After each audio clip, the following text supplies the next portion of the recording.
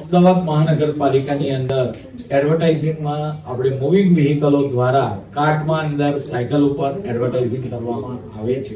આની જે અમારી વાર્ષિક આવક લગભગ 30 લાખ રૂપિયા જેટલી છે.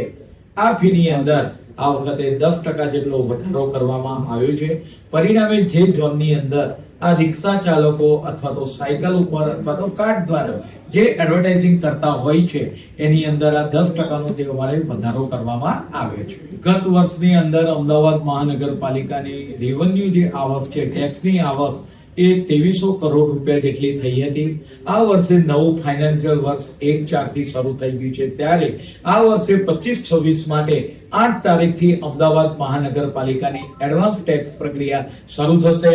જેની અંદર વાત કરવામાં આવે તો અંદર ઓનલાઈન માધ્યમથી એડવાન્સ ટેક્સ જે પેમેન્ટ કરે એને 1% વધારાનું રિબેટ, તદુપરાંત સલંગ 2 વર્ષ 3 વર્ષ એડવાન્સ ટેક્સ ભરેલો હોય તો વધારાનું 2%, આમ ટોટલ 15% આપણે વાત કરીએ કે એડવાન્સ ટેક્સ જે લોકો ભરશે એને 15% જેટલું રિબેટ આપવામાં આવશે. ગત વર્ષે એડવાન્સ ટેક્સ ભરનાર આપણે કરદાતા છે લગભગ 750 કરોડ લોકોએ એડવાન્સ ટેક્સ જમા કરાવ્યો હતો.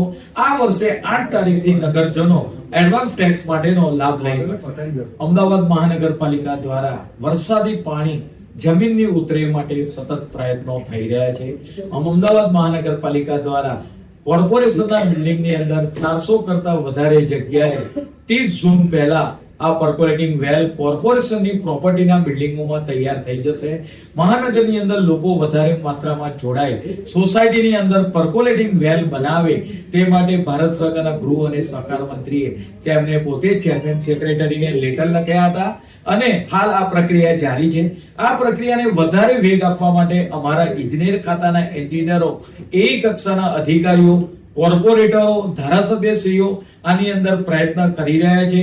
વધારે લાભ લઈ શકાય એ માટે જ્યારે બાળકોની સ્કૂલની પરીક્ષા થઈ ગઈ છે ત્યારે આવનાર સમયગાળા દરમિયાન અમારા સ્કૂલ બોર્ડના ટીચરો છે એ પણ આ જે એક સારા અભિયાન છે એની અંદર જોડાય, સોસાયટીને સમજાવીને સોસાયટીની અંદર જ્યાં પણ પર્કોલેટિંગ વેલ બને તો સોસાયટીએ 1 રૂપિયાનો ખર્ચ કરવાનો નથી અને આપણે બધા સૌ સાથે જોડાઈ આ મહાનગરની અંદર વરસાદી પાણી જમીનમાં બને તેટલું વધારે એમાં બધા જ લોકોનો સહભાગી થાય એ માટેનો પ્રયત્ન કરવા માટે અમે જઈ રહ્યા છીએ. આપણે મરજિયાત અને ફરજિયાત સેવા હાલમાં ચાલી રહી છે.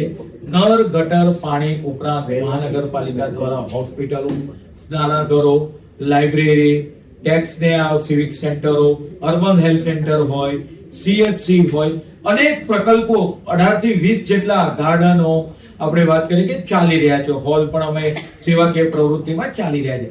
પરંતુ કેટલીક વાર થોડાક અધિકારીઓ દ્વારા નેગેટિવ આપણે વાત કરીએ કે પ્રચાર અથવા તો ઇમેજના કારણે મહાનગરની આપણે વાત કરીએ કે પ્રતિષ્ઠાને એ નુકસાન પહોંચાડતા હોય તો આવા અધિકારીને પણ આવનાર સમયગાળા દરમિયાન આપણે વાત કરીએ કે સારી રીતે વર્તે.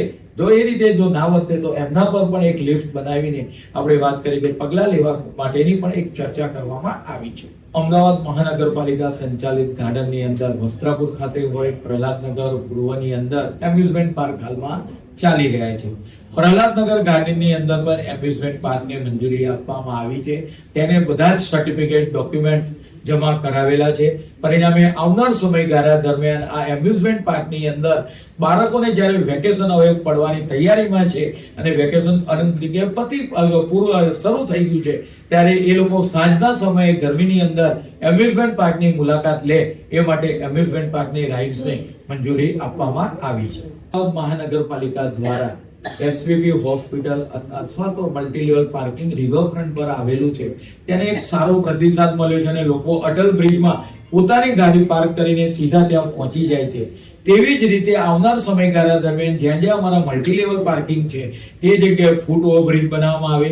આપણે વાત કરીએ કે નગરજન ત્યાં પોતાની ગાડી, 2-વ્હીલર, 4-વ્હીલર મૂકી સામે બગીચામાં સહેલાઈથી જઈ શકે એ રીતે આવનાર સમયગાળા દરમિયાન ફૂટ ઓવરબ્રિજ વસ્ત્રાપુર હોય, બોડકદેવ આપણે પ્રહલાદનગર ગાર્ડન હોય, આઇકોનિક રોડ એરપોર્ટ પર તૈયાર કરવામાં આવ્યો છે. આ આઇકોનિક રોડ ઉપર પણ ફૂટ ઓવરબ્રિજ બનાવવામાં આવે.